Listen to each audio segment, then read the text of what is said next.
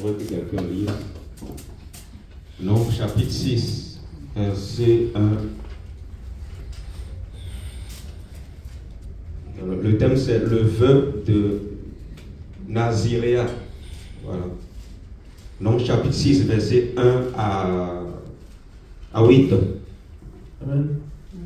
L'Éternel parla à Moïse et dit: Parle aux enfants d'Israël et tu leur diras: Lorsqu'un homme ou une femme se séparera des autres en faisant vœu de Naziréa, pour se consacrer à l'Éternel, il s'abstiendra de vin et de boisson vivante.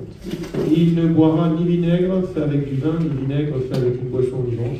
Il ne boira d'aucune liqueur tirée des raisins, il ne mangera point de raisins frais ni de raisins secs. Pendant tout le temps de son naziréa, il ne mangera rien de ce qui provient de la vigne, depuis les pépins jusqu'à la peau du raisin. Pendant tout le temps de son naziréa, le rasoir ne passera point sur sa tête jusqu'à l'accomplissement des jours pour lesquels il s'est consacré à l'Éternel. Il sera saint. Il laissera croître librement ses cheveux. Pendant tout le temps qu'il a voué à l'Éternel, il ne s'approchera point d'une personne morte. Il ne se souillerait point à la mort de son père, de sa mère, de son frère ou de sa sœur, car il porte sur sa tête la consécration de son Dieu. Amen. Pendant tout le temps de son naziréa, il sera consacré à l'Éternel. Si quelqu'un meurt subitement près de lui et que sa tête consacrée devienne ainsi souillée, il se rasera la tête le jour de sa purification. Il se la rasera le 7e jour. J'arrête au 10 ou je... Oui, verset 8. Jusqu'au verset. Okay. Donc, le thème c'est le vœu de Nazaréa. Et en fait, nous voyons dans ce passage que Dieu adresse quelques instructions à son peuple par rapport au vœu de Nazaréa. En fait, c'est quoi le Nazaréa? Qu'est-ce que ça veut dire? Le Nazaréa, en fait, c'est un acte selon lequel tu fais un vœu à l'Éternel dans le but de se consacrer à l'Éternel. Voilà. En fait, c'est une consécration en fait, à l'Éternel. En fait. Et Dieu, dans ce passage, a donné des instructions à son peuple. Il a donné des lois à son peuple pour les dire comment ils doivent faire le Nazaréa, en fait. Comment ils doivent se consacrer à l'Éternel. Amen. Voilà. Parce que le Nazaréa, c'est la consécration à l'Éternel. Amen. En lisant ce passage, on voit que il y a de l'abstinence à faire. C'est-à-dire, pour se consacrer à l'Éternel, Dieu dit à son peuple qu'il doit s'abstiner de beaucoup de choses. Amen. Parce que beaucoup parlent de consécration. Oh, je me consacre à l'Éternel, je me consacre à Dieu. Mais tu ne peux pas te consacrer à Dieu dans le péché. Amen. Tu ne peux pas te consacrer à Dieu en vivant dans le péché. Ce n'est pas possible. Parce que le Seigneur est un Dieu saint. Il a dit dans sa parole, soyez saints, car je suis saint. Donc, pour se consacrer à l'Éternel, il est important de se débarrasser de beaucoup de choses. Amen. Il y a une maîtrise de soi à avoir. C'est comme par exemple, quelqu'un conduit une voiture sur la route. La personne doit avoir la maîtrise de la conduite pour ne pas chuter en route, pour ne pas échouer, pour ne pas tomber, voilà, dans le piège, dans un piège, pour ne pas échouer. Donc de la même manière, dans notre marche avec le Seigneur, Dieu nous appelle à se consacrer à lui. Mais dans cette consécration, Dieu veut qu'on renonce à nous-mêmes. Amen. Amen. Parce que le Seigneur Jésus a dit dans Matthieu 16, si quelqu'un veut être mon disciple, qu'il renonce à lui-même. Amen. Et qu'il se charge de sa croix et qu'il me suive. Amen. Donc, il y a un renoncement à faire en fait. Voilà. Pourquoi Dieu demande à son peuple dans la pratique du Nazaréa, pourquoi Dieu demande à son peuple de ne pas boire du vin, des liqueurs fortes? En fait, le vin ici, en fait, c'est l'image de tout ce qui est de Satan. C'est l'image, en fait, voilà, des fruits du diable, en fait. Par exemple, le cannabis la cigarette, ces choses-là, beaucoup le prennent pour se soulager, soi-disant. Mais alors que tout ça, en fait, c'est des instruments entre les mains du diable. Ce sont des instruments que le diable utilise pour nous éloigner du Seigneur. Souvenez-nous dans Éphésiens 5, 18. Le Seigneur dit, ne vous enivrez pas du vin. C'est de la débauche. Mais soyez au contraire remplis du Saint-Esprit. Le vin ici, ce n'est pas seulement physique, ce n'est pas essentiellement physique, mais c'est spirituel. Amen. Il y a le vin de Dieu et le vin de ce monde. Le vin de Satan. Lorsqu'on se consacre à l'Éternel, en fait, notre cœur doit être dans une bonne disposition. Nous devons nous débarrasser de beaucoup de choses. Le manque de pardon, voilà, l'impudicité, beaucoup de choses en fait que le Seigneur n'aime pas. En fait, le Seigneur veut qu'on garde notre cœur plus que toute autre chose lorsqu'on est consacré à lui. Parce que dans Proverbe 4, verset 23, Dieu dit, garde ton cœur plus que toute autre chose, car de lui proviennent les sources de la vie. Beaucoup se consacrent à l'Éternel, ils font des activités dans l'église corps de Christ, mais ils le font dans le péché. Ils le font dans une mauvaise vie. Ils ne marchent pas correctement. Ces gens-là perdent leur temps parce que le Dieu de la Bible est un Dieu saint. On ne peut pas servir le Seigneur dans le péché. Amen. On ne peut pas se consacrer à l'Éternel dans le désordre. Parce que Dieu est un Dieu d'ordre. Tu dois être sanctifié d'abord. Dans ta consécration au Seigneur, il faut qu'il y ait la sanctification, la sainteté. Parce que sans la sanctification, personne ne verra Dieu. C'est très important. Vous savez, dans Matthieu 7, Jésus dit, ce n'est pas tous ceux qui disent Seigneur, Seigneur qui entreront dans le royaume de Dieu, mais c'est uniquement celui qui fait la volonté de Dieu. Et il dit, plusieurs me diront ce jour-là, n'avons-nous pas chassé des démons en ton nom? N'avons-nous pas fait beaucoup de miracles en ton nom? Et je leur dirai ouvertement, éloignez-vous de moi, vous tous qui commettez l'iniquité, c'est-à-dire le mal. Donc ce qui veut dire que au dernier jour, Jésus va rejeter beaucoup de personnes. Beaucoup de personnes qui ont fait des choses pour le Seigneur sur cette terre. Voilà, ils sont allés de gauche à droite. Ils ont évangélisé. Voilà, ils se sont soi-disant consacrés à l'Éternel. Mais ces personnes n'obéissaient pas à la parole de Dieu. Ils faisaient des choses pour le Seigneur, mais sans le Seigneur. Parce que leur consécration n'était pas pure. Amen. Leur consécration était désordonnée. Ils n'obéissaient pas au Seigneur. Le plus important dans la vie chrétienne, c'est l'obéissance. L'obéissance au commandement de Dieu. C'est ça le plus important. C'est ça la meilleure consécration. Tout ton corps, âme et esprit, doit vraiment être offert au Seigneur. C'est très important. Parce que tu peux faire des choses pour le Seigneur, mais ton cœur n'y est pas. Voilà pourquoi le Seigneur a dit dans le livre d'Ésaïe, ce peuple m'honore des lèvres, mais son cœur est éloigné de moi. Et c'est ce que nous voyons dans beaucoup d'églises. Beaucoup louent le Seigneur. Ils louent le Seigneur, ils chantent, ils transpirent. Mais dans le secret, les jeunes dans la chorale couchent les uns envers les autres. L'impudicité, l'adultère. Et c'est des choses qui se passent dans beaucoup d'églises. Le péché. Et quand tu les reprends, non, ils vont te dire, ne jugez pas. Tu n'as pas l'amour, tu es colérique. Voilà le langage des chrétiens d'aujourd'hui. Beaucoup n'aiment pas la vérité.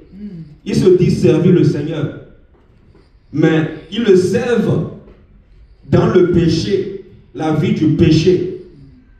Se consacrer au Seigneur, c'est obéir à sa parole d'abord. C'est ça, obéir à sa parole d'abord, chercher le Seigneur. Dieu regarde, Dieu en fait, voilà, il y a beaucoup de personnes qui mettent l'accent sur l'apparence, mais ils oublient l'intérieur. L'apparence. Mais c'est ce que nous voyons dans ce monde. C'est un monde d'apparence. Même on le voit sur les réseaux sociaux. Quand tu ne mets pas une belle image sur ta vidéo YouTube, voilà, quand tu ne te présentes pas d'une certaine façon pour attirer les gens, les gens n'aiment pas écouter le message. Alors que c'est l'évangile qui sort de ma bouche qui est important. C'est ça qui va te sauver. Ce n'est pas mon accoutrement. Je ne dis pas qu'il ne faut pas se sanctifier au niveau de son corps. Ce n'est pas ce que je suis en train de dire. Mais je suis en train de tout simplement faire comprendre que, voilà, notre cœur doit être nettoyé d'abord. Et ça va se refléter de l'extérieur. Ça, c'est très important en fait. Parce que beaucoup de l'apparence paraissent beaux, belles, mais à l'intérieur, au niveau de leur cœur, au-dedans d'eux, ce sont des loups ravisseurs. Ce sont des sorciers, des méchants. Et ça se voit sur les réseaux sociaux. Beaucoup font des miracles. Beaucoup d'hommes de Dieu, soi-disant, font des miracles. Mais ils vendent les prophéties. Ils vendent les miracles. Amen. Amen. Et quand tu les reprends, quand tu les corriges, ils vont te dire que tu n'as pas l'amour. Ces personnes font beaucoup de choses pour le Seigneur. Beaucoup de personnes les suivent. Des milliers de personnes, des milliards de personnes les suivent dans le monde. Ils font des directs. Ils demandent de l'argent aux gens. Ils vendent les prophéties. Ils vendent les miracles. Alors que le Seigneur a dit à ses serviteurs, vous avez reçu gratuitement, donnez gratuitement. Toutes ces personnes vont dire qu'ils se consacrent au Seigneur. Mais à la fin, s'ils ne se répandent pas, avant leur mort, le Seigneur va les rejeter. Et c'est comme ça que beaucoup seront surpris. La consécration à l'Éternel, c'est d'abord obéir à la parole, chercher à connaître quelle est la volonté de Dieu et marcher selon cette parole. C'est très important. Parce que beaucoup font des choses pour le Seigneur. Je vois sur cette terre, dans le monde entier, beaucoup font des choses pour le Seigneur. Ils font des activités, voilà. Mais ils le font dans la désobéissance. Ils s'en fichent de la parole de Dieu. Quand tu leur dis, la Bible dit ça, voilà, ils s'en fichent complètement. Pour eux, en fait, c'est leur activité qu'ils font pour Dieu qu'ils comptent. Pour eux, c'est ça qui compte. Et c'est comme ça que beaucoup seront surpris à la fin. Jésus va les rejeter. Jésus va leur dire, oui, vous avez prophétisé, ces prophéties se sont même accomplies. Vous avez fait des miracles, beaucoup de miracles en mon nom sur la terre, mais je ne vous connais pas. Amen. Craignons Dieu, remettons-nous en question. Parce que beaucoup de serviteurs et de servantes ne se remettent pas en question. Ils ne se remettent pas en question. Nous devons toujours nous remettre en question pour savoir, est-ce que nous sommes dans l'obéissance de la parole? Est-ce que nous avons la révélation de la parole? Nous devons toujours nous poser cette question-là. Parce que c'est l'obéissance à Jésus qui va t'amener au ciel. Ce n'est pas le fait de faire des activités. Ce n'est pas le fait de dire, je suis consacré, je fais des choses pour le Seigneur. Oui, mais tu fais des choses pour le Seigneur, ok. Mais est-ce que tu as la révélation de la parole de Dieu? Est-ce que tu obéis à la parole de Dieu? Est-ce que tu aimes la vérité? Non. Tu es plutôt dans les habitudes. Les habitudes. Et beaucoup de serviteurs sont comme ça. Ils sont dans les habitudes. Les habitudes. Tu les vois, tu les as vus il y a 10 ans. Et 10 ans après, c'est toujours les mêmes fausses doctrines. Et ils se disent que Dieu les parle. Mais Dieu ne te dit-il pas que ce que tu fais là est anti-biblique? Quand même, posons-nous des questions. Ce n'est pas normal. Parce que, vous voyez, Jésus est un Dieu saint. Nous devons vraiment nous remettre en question. Parce qu'on peut faire des choses toute notre vie pour le Seigneur. On peut même gagner des âmes à Christ. Mais à la fin, Jésus peut nous rejeter. Cela doit nous interpeller. Ça doit nous faire peur. Voilà. Moi, je parle au monde entier.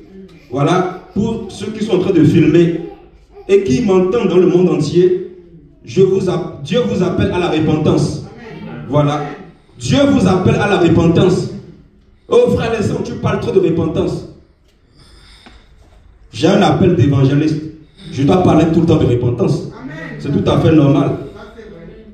Je ne suis pas venu, voilà, sur cette terre pour prêcher l'argent. L'argent ne va pas te sauver. L'argent là, ça ne va pas te sauver. Le message de Jésus, c'est répentez-vous car le royaume de Dieu est proche. Jésus revient, sanctifions-nous, mettons notre vie en règle avec le Seigneur. Parce que la fin des temps est là. La fin de toutes choses est proche. Donc remettons-nous en question. Surtout, ceux qui se disent servants et serviteurs de Dieu. On peut penser connaître le Seigneur. On peut se dire, ah, je suis sur la bonne voie, voilà, je fais des choses pour le Seigneur, donc Dieu m'a créé, je fais des miracles, donc Dieu m'a créé. Non, non, non, non, non. Tu peux faire des miracles au nom de Jésus. Dieu peut t'utiliser pour guérir quelqu'un, pour délivrer quelqu'un. Mais à la fin, il peut te dire, je ne t'ai jamais connu. C'est très sérieux. Ce n'est pas parce que des milliers de personnes te suivent dans le monde que tu es de Dieu. Oh. Ce n'est pas parce que beaucoup de personnes te suivent dans le monde que tu es de Dieu. Est-ce que tu es dans la parole de Dieu? Est-ce que tu obéis au commandement de Dieu? C'est là que Dieu va regarder.